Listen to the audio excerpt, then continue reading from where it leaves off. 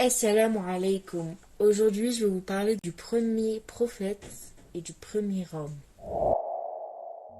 Allah Azza wa Jal décida de créer l'univers.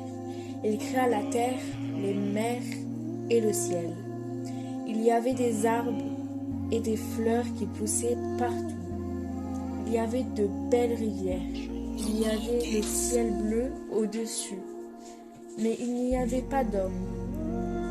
Allah Azza wa Jal regarda la terre, il regarda les mers, puis il regarda le ciel.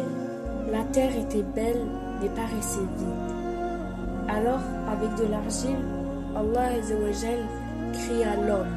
Il l'appela Adam. Allah Azza wa Jal créa aussi la femme. Il l'appela Hawa. Adam, alayhi salam, et Hawa habitaient un beau jardin. Il y avait beaucoup d'arbres fruitiers dans ce jardin. Quand Adam, alayhi salam, et Hawa avaient faim, ils dégustaient les fruits délicieux. Au milieu de ce jardin, il y avait un arbre immense. Il était différent. Ses fruits étaient plus gros et plus beaux que les fruits des autres arbres. Allah Azza wa Jal ordonna à Adam, alayhi salam, et Hawa de ne pas s'approcher de ces arbres.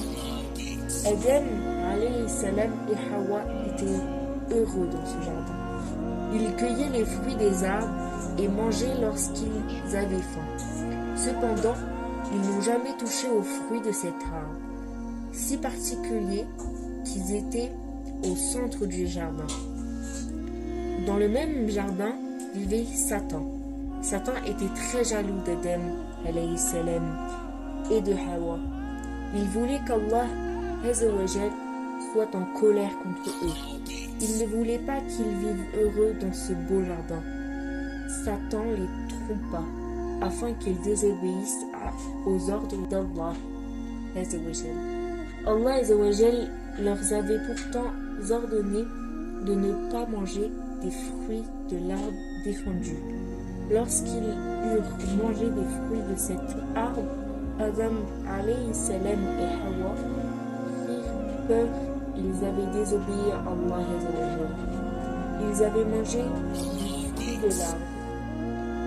Ils allaient être punis. Allah Azza wa Jal était très en colère. Mais il aimait Adam, alayhi salam, et Hawa. Il ne voulut pas trop les punir. Il leur ordonna de quitter le jardin, de descendre sur terre et d'y vivre. L'histoire du prophète Adam, alayhi salam, nous apprend que nous avons tous été créés par Allah Azza wa Jal et que par conséquence nous sommes tous égaux.